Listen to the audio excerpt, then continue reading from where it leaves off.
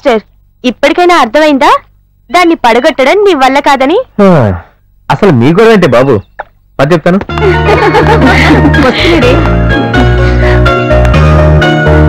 వీళ్ళంటే ఏమనుకున్నాను కానీ నిన్ను పడగొట్టడం ఎవరి వల్ల కాదు నీళ్ళు,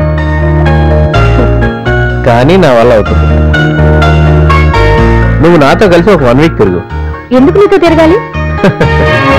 నాకు తెలుసు, నువ్వు నాతో కలిసి 1 వీక్ తిరిగితే ఖచ్చితంగా టెంప్ట్ అవుతావు.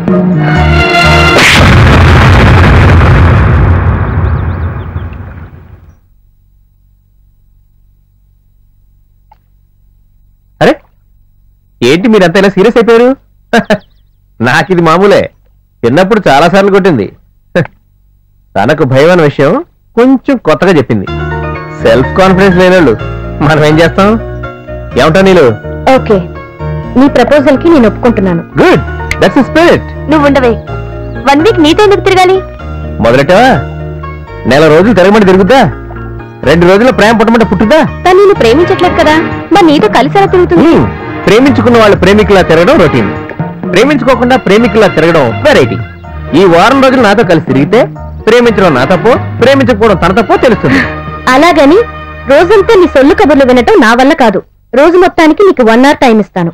అంతేకాదు, టైం అండ్ ప్లేస్ నేనే చెప్తాను. ఆహా, ఆ 1 hour చాలు నా మనసులో ఉన్న ప్రేమ నీతో చెప్పి ఒప్పించడానికి. ఆఫ్టర్ 1 వీక్ నా దారి నాది. మరి నా దారి? జాతీయ రహదారి. నీకుందలే కృష్ణా గోదావరి.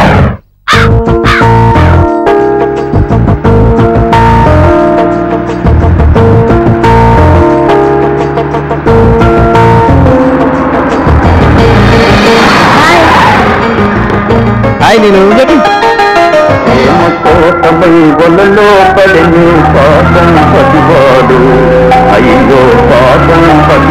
ఏంటి చాలా ట్రిమ్గా ఉన్నావు?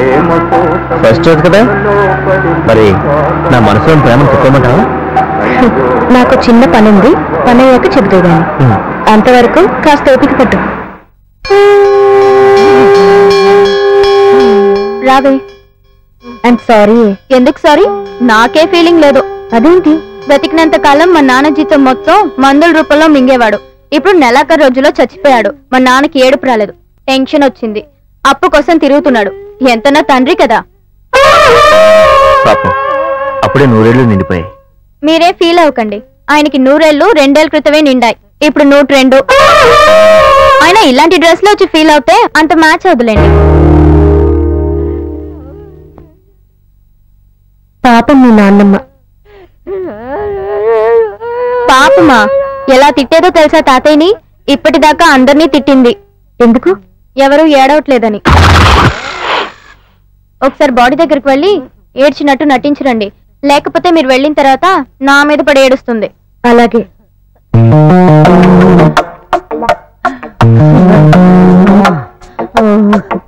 Rajani, your time starts now. No, ఇది దారుణం, ఇది అన్యాయం. ఎంత సడన్ గా చచ్చిపోవడం అన్యాయం.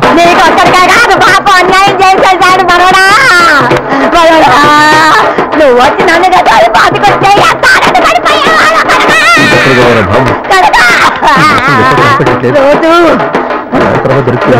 నేను వినిపించుకున్నా సరే, వద్దన్నా సరే, ఏదో ఒకటి చెప్పుకునేవాడు.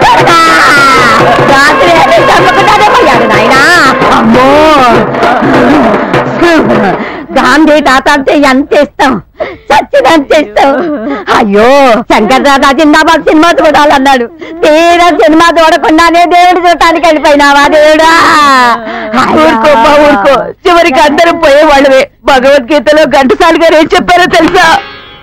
పార్థాయ ప్రతిబోధితాం భగవతా నారాయణేన స్వయం. చెడిపోతే గుడికొస్తానని మొక్కున్నావా? ప్రేమించుకునే స్పాట్ అది. అలాంటి చోట ఎవరైనా ప్రేమించుకుంటారా? అక్కడ చెప్పమంటే ఎలా చెప్తాను? ఇలాంటి స్పాట్ అయితే ఓకే. అక్కడైతే మనల్ని ఎవరూ పట్టించుకోరని చెప్పమన్నాను. నువ్వే ఓవర్ యాక్షన్ చేసి చెడగొట్టుకున్నావు. ఇప్పుడు నన్ను ఉంటావేంటి? సరే, ఇక్కడ చెప్పు, ఏం చెప్పాలనుకుంటున్నావు? సారీ సారీ సారీ, నాదే మిస్టేక్. ఇక్కడ చెప్పాను మరి. దాని బాధను తెలుసుకుని లోపలికి వచ్చాను సార్. సార్ మీరు పాలసీ చేశారనుకోండి సార్, దానికి బాగా కట్లు కట్టించి ఊళ్ళో పెట్టి తెచ్చి మీ చేతిలో పెడతాను సార్. ఒక్క పాలసీ.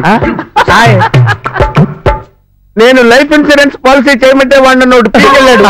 ఇప్పుడున్న నాకు ఇరిటేషన్ మూడ్ లో నేను 2 పీకానంటే నువ్వు స్పాట్ డెడ్.